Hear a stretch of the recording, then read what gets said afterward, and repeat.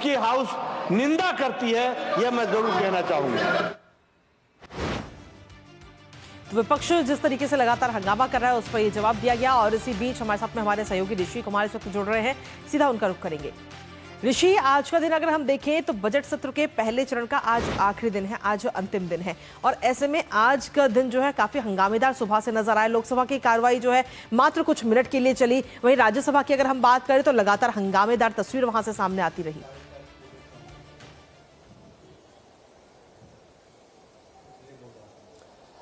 बिल्कुल, देखिए जो जेपीसी वक्फ से संबंधित जो जेपीसी है उसको लेकर हमने देखा कि सुबह से ही गहमा गहमी और हंगामा देखने को मिला।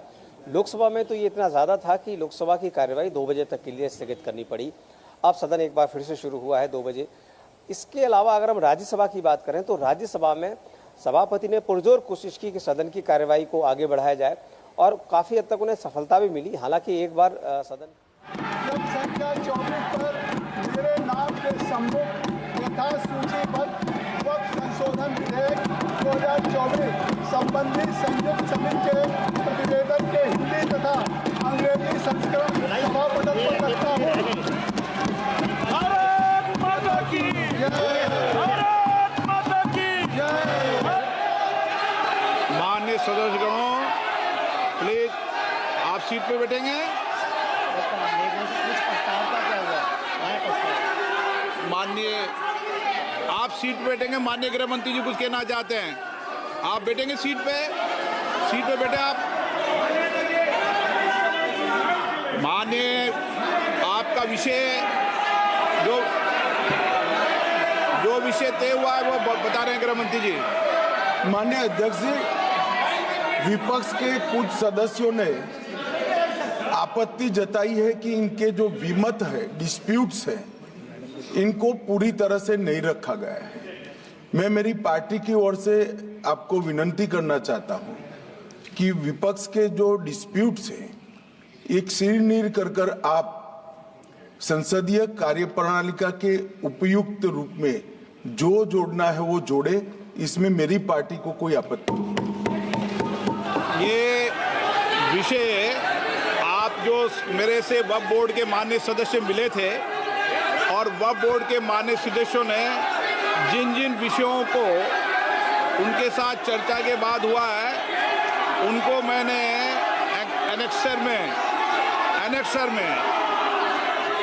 में उनको शामिल कर लिया गया है। फिर आइटम नंबर 2 अर्जुन मेघवाल। धन्यवाद अध्यक्ष जी, मैं आपकी अनुमति से लोकसभा की संशोधित कार्यसूची के क्रम सभा 2 पर जो श्री जुएल राम जी के नाम से आगे अंकित दस्तावेज है जो for ministry of tribal affairs के, आपकी अनुमति से सदन के पटल पर रखता हूँ। Item number 27 Shrimati Nirmala Sitharaman. Sir, with your permission, I rise to move for leave to introduce a bill to consolidate and amend the law relating to income tax. Shaukat Rai ji, house order में नहीं है, आपके पार्टी के बेल में, छोड़िए, चलिए। अरे ये 26 रह गया ना, ये भी करा दिया। ये इन्होंने अपोज करना है, बोल दिया नाम। Marshal Manish Tiwari, no. N K Premchandra, आप टेबल पर बोलना चाहते हैं, बोलिए।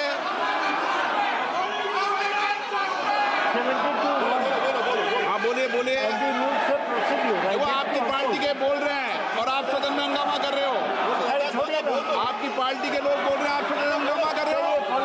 इतना विरोध है क्या आपस में? बोलने दो उनको। बोल रहे हैं। I beg to oppose the introduction of the Income Tax Bill 2025. The Income Tax Act 1961 has been serving its purpose while it was amended every year.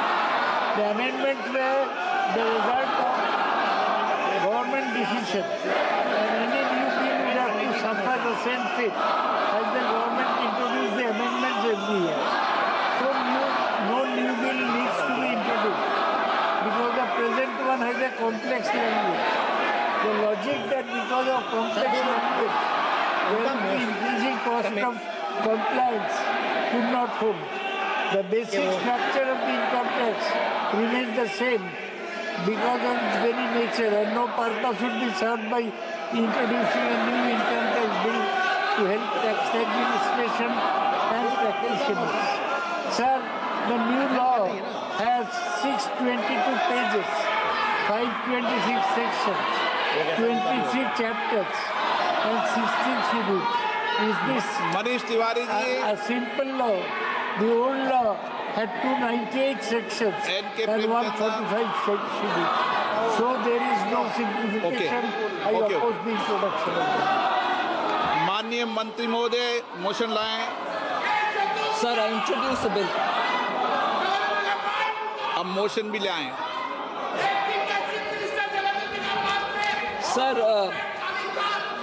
with your permission, sir, 3 members have mentioned about the objections to introduction of this bill. I'd like to say that actually Sri N.K. Premchandran's objection doesn't seem to be correct at all, because, and that's also mentioned in my introductory remarks, the Income Tax Act was originally enacted in 1961, came into effect in 1962, sir. At that time, they had only 298 Act sections, and that is correctly referred. But then, as the time went by, year after year, many more sections were added, and as it stands today, there are 819 sections. From that 819, we are bringing down to 536. So he should look at what it is today rather than what is in 1961. So on that objection, I don't think there is a he is right. I don't think he's right. He should understand where the law is today and where it is being reduced. And second, sir, Manish Tiwari also meant, Manish Tiwari's argument was that sections are more now rather than when it was in 1961. That's a point. Then, that I've answered. Then 4,000 amendments have been made from 1961. And all those are being looked at now, being reduced now. So Manish Tiwari's core argument that it contains 536 clauses and has also more number of amendments now, I think he's not even looked into the papers, I'm sorry to say, so it cannot be sustained. N.K. Premchandran's statement about objects and reasons being different is also not correct, sir. The objects and reasons I can explain in detail when we take it up for discussion, but it cannot be sustained as an objection.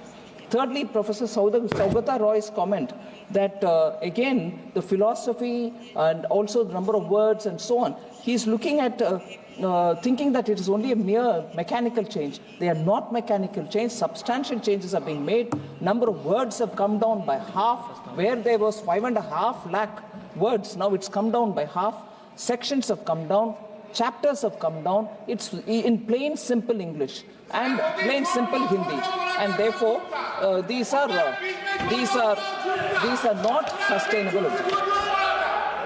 आप motion लाएं, माननीय मंत्री जी, motion ले आएं। Sir, प्रश्न मैं पढ़ता हूं, फिर इसका मोशन लाना। प्रश्न ये है कि विधेयक को पुनर्स्थापित करने की अनुमति प्रदान की जाए। जो सदस्य इसके पक्ष में हाँ कहें, जो सदस्य विरोध में ना कहें। मेरे विचार में निर्णय हाँ वालों के पक्ष में, हाँ वालों के पक्ष में। माननीय मंत्री विधेयक को पुनर्स्थापित। आप किस पे ना कर रहे हैं आपको पता नहीं है, आप बाहर चले गए थे। चलो माननीय मंत्री जी। Sir, I want to say, sir, that I'm moving a motion. With your permission, sir, I rise to move that the House agrees to authorize Honorable Speaker yourself, sir, to constitute a select committee of this House on the Income Tax Bill 2025. The terms and conditions regarding the committee will also be decided by the Honorable Speaker. The committee shall make a report by the first day of the next session. I move this एक motion. बार bill को introduce कर दें। Okay, bill sir. को introduce कर दें। So I introduce the bill. प्रश्न ये है कि माननीय मंत्री जी द्वारा प्रस्तुत प्रस्ताव को स्वीकृत किया जाए। जो सदस्य प्रस्ताव के पक्ष में वह हाँ कहें, जो सदस्य प्रस्ताव के पक्ष में ना कहें। मेरे विचार में निर्णय हाँ वालों के पक्ष में हुआ, निर्णय हाँ वालों के पक्ष में हुआ, प्रस्ताव स्वीकृत हुआ। Item number 9 Shri Arjun Ram Meghwal ji. Honorable Speaker, sir, with your kind permission, I rise to lay the papers on the table of the House mentioned against the name of my colleague, Shri Shripad Yesho Naik, pertaining to the Ministry of New and Renewable Energy at serial number 9 in the today's revised list of the business. Thank you. ये दोनों करेंगे 25। Item number 25 Shri जगदींद्र Pal ji. अध्यक्ष महोदय, मैं आपकी अनुमति से आज की कार्यसूची में क्रम संख्या 25 पर मेरे नाम के समूह तथा सूचीबद्ध पर संशोधन विधेयक 2024 संबंधी मंजूर समिति के साथियों को अपडेट सभापति पर रखता हूँ। Item number 26 Shri Pratap Rao Yadav. तो सीधी तस्वीरें हम देख रहे थे लोकसभा से, जहां पर हंगामा इस वक्त विपक्ष की तरफ से एक बार फिर से देखने को मिला। हालांकि साथ ही आपको बता दें कि वक्फ बोर्ड पर जेपीसी की रिपोर्ट अब लोकसभा में पेश की जा चुकी है। हालांकि उससे पहले राज्यसभा में इस रिपोर्ट को पेश किया गया। जेपीसी अध्यक्ष जगदम्बिका पाल ने सदन के पटल पर इस रिपोर्ट को रखा और इस रिपोर्ट के रखने के बाद ही विपक्ष की तरफ से जोरदार हंगामा देखने को मिला है। तो ये बड़ी खबर आप तक पहुंचा रहे हैं। अब से कुछ देर पहले हम देख रहे थे लगातार लोकसभा की कार्रवाई, और उसके साथ ही गृह मंत्री अमित शाह की तरफ से भी बयान इसको लेकर सामने आ चुका है। लोकसभा में नया आयकर बिल भी पेश किया गया है। वित्त मंत्री निर्मला सीतारमण की तरफ से ये बिल पेश किया गया है, इस विधेयक को पेश किया गया है। इसके साथ ही टीएमसी ने बिल पेश होने का विरोध सीधे तौर पर किया है। जिस तरीके से हमने देखा कि विपक्ष लगातार हंगामा करता हुआ नजर आया है। वक्फ बोर्ड पर जेपीसी की रिपोर्ट लोकसभा में अब पेश हो चुकी है। हालांकि इससे पहले अगर हम देखें तो लोकसभा से पहले राज्यसभा में भी इस रिपोर्ट को आज पेश किया गया, और वहां पर भी विपक्ष की तरफ से काफी हंगामा देखने को मिल रहा है। और साथ ही विपक्ष की तरफ से कई सारे आरोप भी इस रिपोर्ट को लेकर लगाए गए हैं, यहां तक कि इस रिपोर्ट को फर्जी बता दिया गया। तो ऐसे में तमाम सवाल भी खड़े हो रहे हैं। लेकिन साथ ही अब ये बड़ी खबर आप तक पहुंचा रहे हैं लगातार कि लोकसभा में अब नया आयकर बिल भी पेश हो चुका है। और इसी के साथ हमारा रुख करते हैं इस वक्त हमारे सहयोगी ऋषि का, इस वक्त हमारे साथ जुड़े हुए हैं। ऋषि, जिस तरीके से हम देखें तो जेपीसी को लेकर जहां एक और विपक्ष लगातार हंगामा कर रहा है, लेकिन वहीं दूसरी तरफ हम देखें तो अब से कुछ देर पहले ही निर्मला सीतारमण की तरफ से नया आयकर बिल पेश किया गया।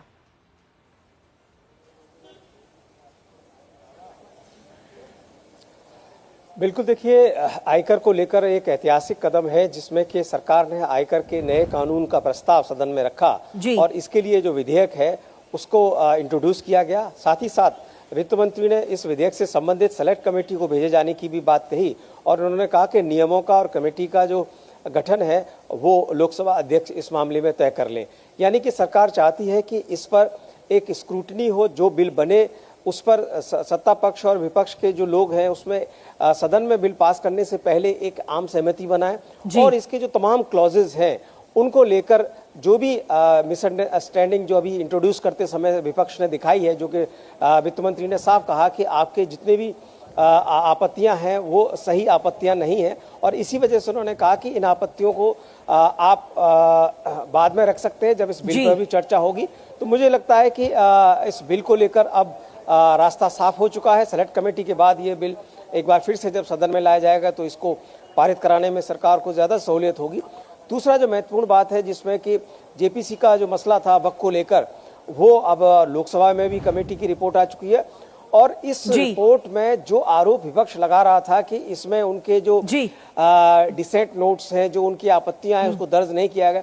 लोकसभा अध्यक्ष ने खुद सदन के अंदर ये कहा कि उन्होंने इलेक्शन में शामिल करके उसका उसे पार्ट बना दिया जाएगा, इसलिए आप हंगामा इस पर ना करें। तो कुल मिलाकर जो भी आपत्तियां थी मुझे लगता है उन सबका निपटारा कर दिया गया है, और देखना होगा कि लोकसभा में कार्यवाही कैसे आगे बढ़ती है। लेकिन राज्यसभा में अभी वित्त मंत्री का जवाब आना बाकी है, जो बजट पर चर्चा चल रही है उस जब और ये हम जानते हैं कि आखिरी चलिए आप लगातार लोकसभा की कार्रवाई पर नजर अपनी बनाए रखिएगा। फिलहाल के लिए बहुत बहुत शुक्रिया ऋषि, तमाम अपडेट्स और जानकारी हमारे साथ साझा करने के लिए।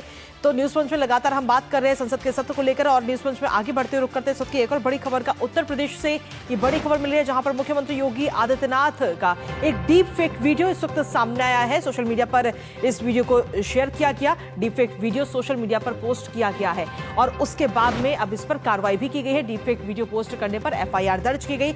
लखनऊ के हजरतगंज थाने में ये एफआईआर दर्ज की गई है, जहां आपको बता दें कि बीएनएस की कई धाराओं के तहत ये एफआईआर दर्ज हुई है।